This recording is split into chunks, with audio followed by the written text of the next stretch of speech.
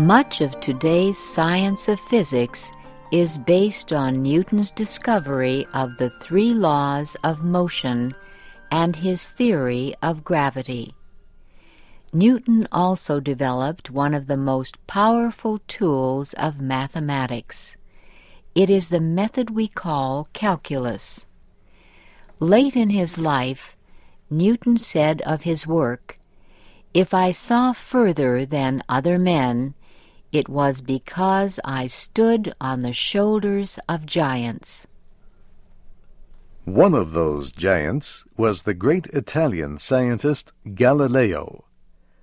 Galileo died the same year Newton was born. Another of the giants was the Polish scientist Nicholas Copernicus. He lived 100 years before Newton. Copernicus had begun a scientific revolution. It led to a completely new understanding of how the universe worked. Galileo continued and expanded the work of Copernicus. Isaac Newton built on the ideas of these two scientists and others. He found and proved the answers for which they searched. Isaac Newton was born in Woolsthorpe, England, on December 25, 1642. He was born early. He was a small baby and very weak. No one expected him to survive, but he surprised everyone. He had one of the most powerful minds in history, and he lived until he was 84. Newton's father died before he was born. His mother married again a few years later. She left Isaac with his grandmother. The boy was not a good student, yet he liked to make things, such as kites and clocks and simple machines. Newton also enjoyed finding new ways to answer questions or solve problems. As a boy, for example, he decided to find a way to measure the speed of the wind. On a windy day, he measured how far he could jump with the wind at his back. Then he measured how far he could jump with the wind in his face. From the difference between the two jumps, he made his own measure of the strength of the wind. Strangely, Newton became a much better student after a boy kicked him in the stomach. The boy was one of the best students in the school. Newton decided to get even by getting higher marks than the boy who kicked him. In a short time, Newton became the top student at the school. Newton left school to help on the family farm. It soon became clear, however, that the boy was not a good farmer. He spent his time solving mathematical problems instead of taking care of the crops. He spent hours visiting a bookstore in town instead of selling his vegetables in the market.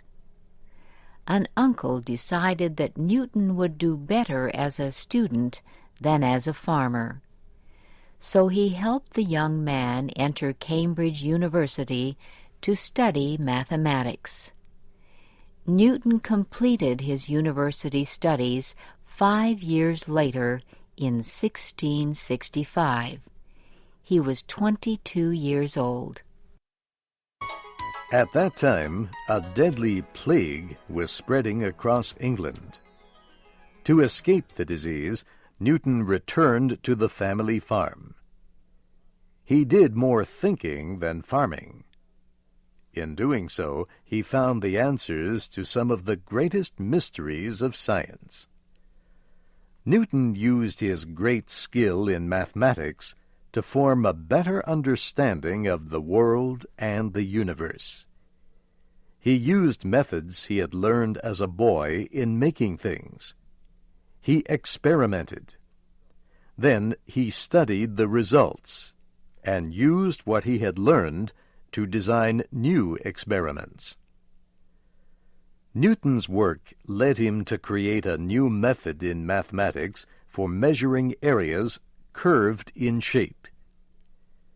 He also used it to find how much material was contained in solid objects. The method he created became known as integral calculus. One day, sitting in the garden, Newton watched an apple fall from a tree.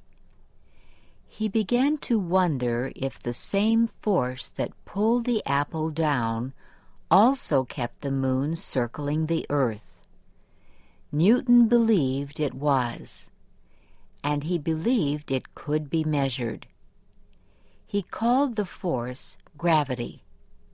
He began to examine it carefully.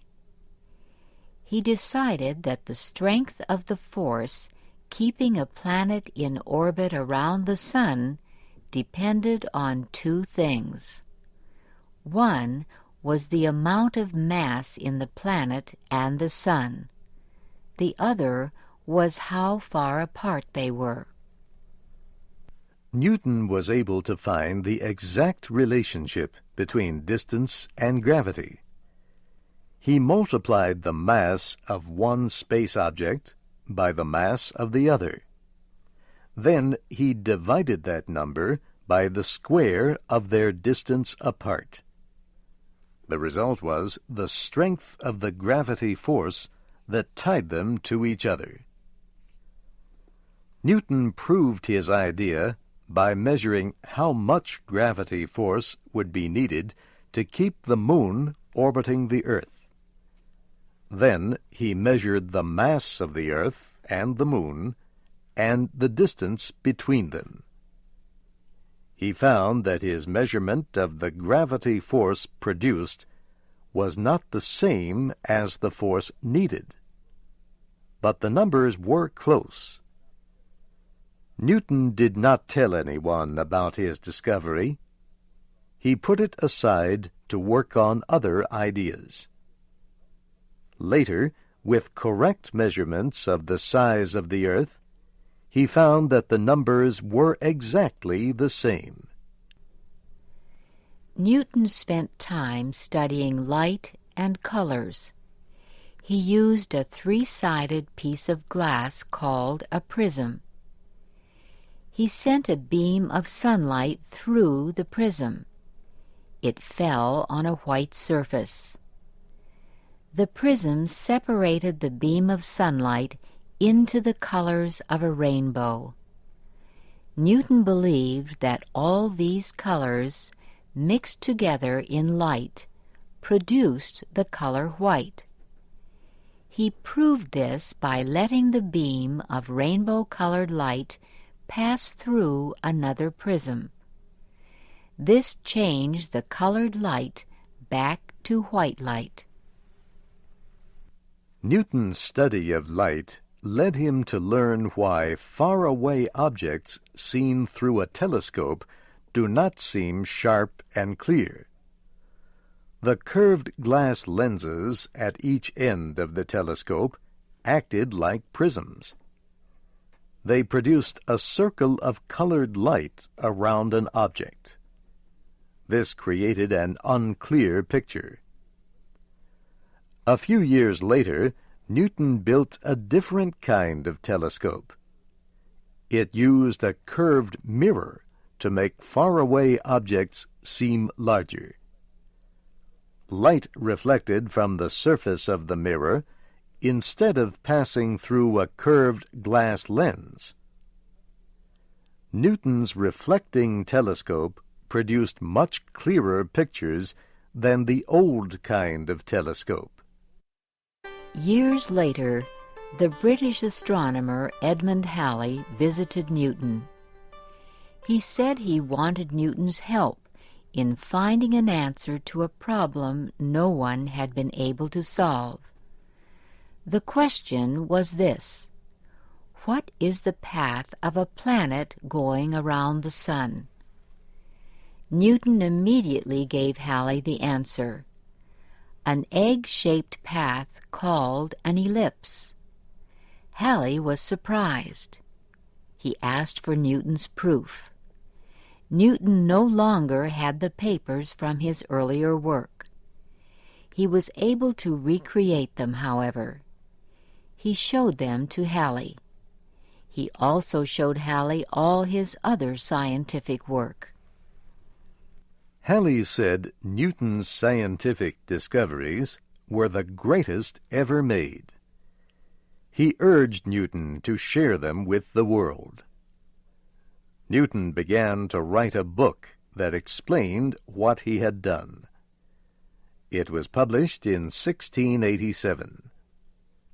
Newton called his book The Mathematical Principles of Natural Philosophy. The book is considered the greatest scientific work ever written. In his book, Newton explains the three natural laws of motion. The first law is that an object not moving remains still, and one that is moving continues to move at an unchanging speed so long as no outside force influences it. Objects in space continue to move because nothing exists in space to stop them. Newton's second law of motion describes force. It says force equals the mass of an object multiplied by the change in speed it produces in an object. His third law says that for every action there is an equal and opposite reaction. From these three laws, Newton was able to show how the universe worked. He proved it with easily understood mathematics. Scientists everywhere accepted Newton's ideas.